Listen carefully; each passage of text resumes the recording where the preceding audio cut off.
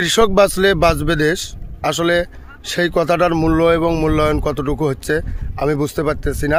আমি এই মুহূর্তে দাঁড়িয়ে আছি গাইবান্ধা জেলা সুন্দরগঞ্জ উপজেলা 13 নং শ্রীপুর ইউনিয়নের 8 নং ওয়ার্ডের উত্তর শ্রীপুর এবং দক্ষিণ শ্রীপুর মৌজা নদী ভাঙ্গন কবলিত এলাকার থেকে। আমি এই কয়েকদিন থেকে প্রায় মাসের উপর থেকে কৃষকদের হাজার হাজার বিঘা সম্পত্তি ভেঙে যাচ্ছে। এ ব্যাপারে গাইবান্ধা জেলা প্রশাসক, পানি উন্নয়ন বোর্ড গাইবান্ধা এবং স্থানীয় প্রশাসন, সেই সাথে সাংবাদিক, ইলেকট্রিক মিডিয়া, কারো কোনো ভাইদের কোনো সাড়া পাচ্ছি না। তো এই ব্যাপারে আপনাদেরকে আমি দৃষ্টি গোচর করতে চাই যে দ্রুত এই নদী ভাঙন রোধে আপনারা পদক্ষেপ গ্রহণ করুন, নইলে আপনারা জাতির কাছে জবাবদিহিতা করতে হবে।